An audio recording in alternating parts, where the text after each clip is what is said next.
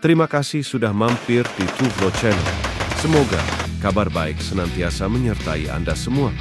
Mari kita berbagi informasi-informasi. Jangan ragu untuk berbagi dan berinteraksi di kolom komentar. Dan jangan lupa tekan tombol subscribe agar tetap terhubung dengan video-video kami selanjutnya.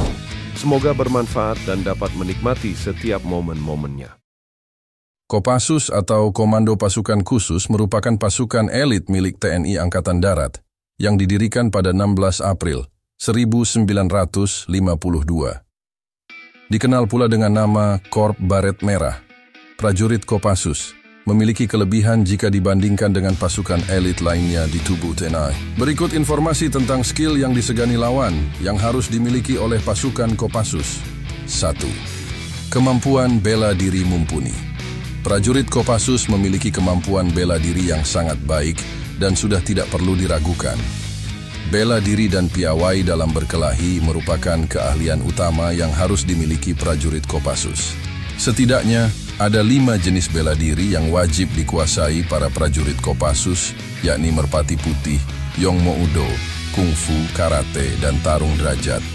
Misalnya merpati putih, jenis bela diri asli Indonesia ini tidak hanya digunakan Kopassus, namun juga berbagai pasukan khusus lainnya di tubuh TNI. Dalam merpati putih, seseorang akan memiliki kemampuan bertempur dengan tangan kosong dan tenaga dalam, dengan menggunakan teknik olah pernapasan. Sementara itu untuk tarung derajat, sang pendiri, Ahmad Derajat, pernah melatih secara langsung Kostrad dan Kopassus. Bela diri yang juga disebut sebagai AA Boxer ini melatih seseorang untuk menahan kerasnya pukulan dan menggunakan kepala untuk memecahkan batako. Salah satu kisah yang terkenal tentang kematangan bela diri anggota Kopassus terjadi pada tahun 1960. Kala itu, Kopassus yang masih bernama RPKAD, Resimen Para Komando Angkatan Darat, di bawah kepemimpinan Kolonel Sarwo Edhi Wibowo, sengaja mendatangkan master karate dari Jepang untuk melatih kemampuan bela diri para prajurit Kopassus. Salah satu personel Kopassus, Haji Umar, dipilih untuk bertanding langsung dengan master karate tersebut. Tak disangka, Haji Umar yang memang dikenal dengan kemampuan bela dirinya berhasil menumbangkan sang master karate hanya dalam 1 kali pukulan.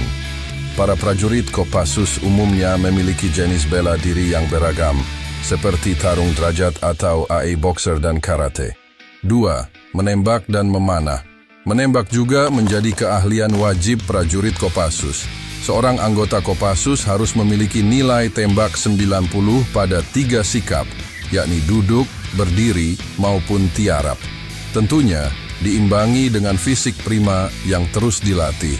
Selain itu, prajurit Kopassus juga wajib mampu menggunakan berbagai jenis senjata, seperti senapan, senjata tradisional berupa sumpit panjang, dan pistol.